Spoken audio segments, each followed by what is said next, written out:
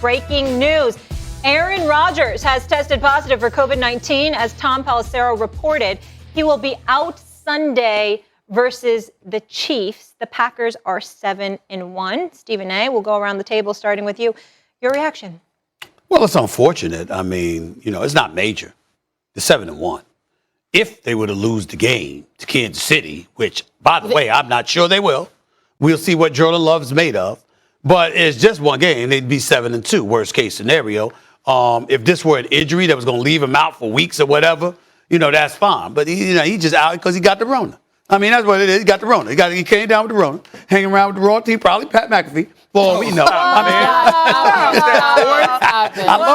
love Pat. I'm just playing around. No, but Pat around. I mean, listen, I'm watching Pat on SmackDown. I thought you're doing a good job, but you're hanging around with a bunch of people now. I mean, Pat McAfee's around a lot of people. Okay, so I'm just saying, even though that was a video interview that he did with Aaron Rodgers, as opposed to being in person, I'm just saying you got the Rona somehow, some way. Can happen to any of us. We got the Rona. Back to the craziest thing you said. He got the Rona. Go back to the craziest thing you said, which is this is not a big deal. It's not a big deal. It's not a big deal to me either. Maybe back shows, Kimberly. It's not a big deal to me either.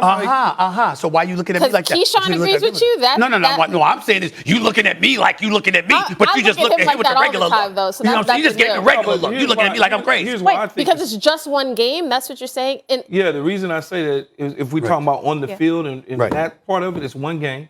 And when you start to look at the teams that are potentially in front of them, Arizona, they took care of in a head-to-head. The New Orleans Saints, we don't know what that's getting ready to be, right? Mm-hmm. So if for whatever reason they lose to Kansas City, they could still be in a perfect position with one of them top seeds, and they're going to win. Before you go on, Kim, let me be very clear, okay? It's COVID, so it's COVID. There's a level of seriousness that needs to take to it. I'm not trying to minimize COVID. I was just saying that we see NFL players, they tested positive, they're coming back in 1 week. I don't mean to imply that, COVID's not serious. Right. So let me make sure I get that. Not that people part. Just run with it. I'm just talking about NFL players being gone for a week. Okay. In a stacked NFC, though, like I understand, like you don't want to drop one game, period. You want first-round buys. Like you want to be the team. No question, there's only one of them. There's only one first one. Yeah, but you want to be the team that gets it. Yeah, no question. So to me, to think, but here's the thing: this is what Green Bay wanted, right? They wanted to turn the page. So now Jordan they get a Love chance. era. So now we're going to see. We're going to see against exactly a bad defense. But they did look better. The Chiefs' defense looked better last week. Better. This is a game the Chiefs need. Forget. Did they bounce back against the Giants? No, the Giants win didn't save their season. They've got to show against good teams that they can come back and actually be the Chiefs that we know them to be. Okay, Keyshawn, talk to me about Jordan Love. Do you think he can get the win against Kansas City in Kansas City? What do you know about him? In fact, he is the starter on Sunday. Yeah. I think he can do it. Reason is Lazard should be back as well as Devontae Adams. Okay. So you got the full arsenal of players there. The only thing that you don't have is that quarterback, and that quarterback is a big don't. Oh, that's a huge don't. That's a huge don't. But we can find out. We can use this to find out a little bit more about those Green Bay. I mean, after all, Scantlin's scheduled to be back. I believe he is. Lazard is scheduled to be back. I believe he is. And so if you have that going on, all right, we're gonna find out about Jordan Love. We're going to find out a little bit more about the defense. Well, they're going to be missing the Ty-in Tongan, though. Okay, you're going to Tonyan, he's out. Again, is Devontae Adams back? I believe he will be. He might be. We think he is, but we think that three receivers are going to be back. Okay? We think they got a defense, and we think they got a quarterback of the future, but we don't know. So guess what? We're about to find out what you're going to do without that bad man. Okay, the devious one. We'll leave it on that note.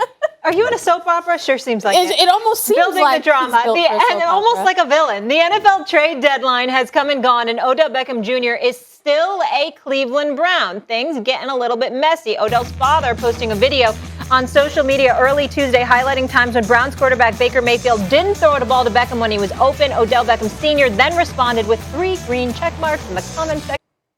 Accountability is necessary here because there is far too much evidence, too much historical data. And this is one of the things that has been put at the forefront of our society. Drinking under the influence, drinking while intoxicated is unacceptable. It's absolutely unacceptable. There is absolutely positively no excuse for you to be behind the wheel of a car if you are inebriated. Those are felony charges that have been filed against Henry Ruggs. And that's why the Raiders were completely appropriate in doing what they did. And I want to put up this number because I think it's important, just as a public service announcement. I asked my great statisticians here to give me this. And look at that. Every day, about 28 people in the United States die in drunk driving crashes. That's one person every 52 minutes. But inside of an hour, every day, right now, as we're on First Take for these 2 hours, at least 2 people will die under a DUI. You know, we bring up the NFL, rightfully so, has brought the appropriate level of attention in recent memories to domestic violence and various other things.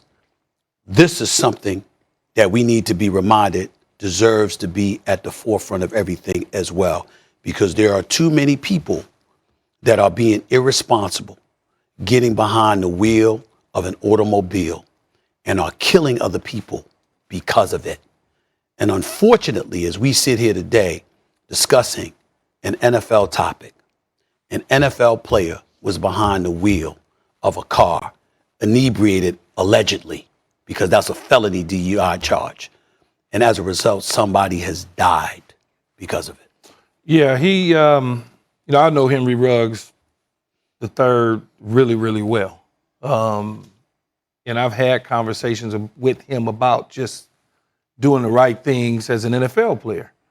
And then it burns me in the inside to have to hear about this yesterday as I was flying from LA to New York and got the text on my phone, and it was like, what, because I have a relationship, like a deep relationship with him. And so as I just sit here and I listen to you, Stephen A., on top of that, knowing the situation, it's just like, how could you not? And every single year, I remember when I first started working at ESPN, and Tom Jackson told me, every single year, we're going to have an issue like this until somebody in the NFL realizes that, like you said, Molly, pick up the phone, call a driver. If not a driver, now there's Ubers, there's Lyfts. Because when I played, there's a driver. Yeah. That's all we did. It was very simple and easy. You have all the resources at your disposal. There is no need to drive to a club. There's no need to drive somewhere when you know that you're going out to have a good time. Yeah. And there's just no need for it at all, because the people that you're trying to show your car off to ain't gonna see it any damn way, because it's gonna be in a parking lot or in a structure somewhere in Las Vegas. You're not like standing in front where people just there. And I don't know for the life of me what would make him at 22 years old get in that car and say to himself, I'm okay to drive.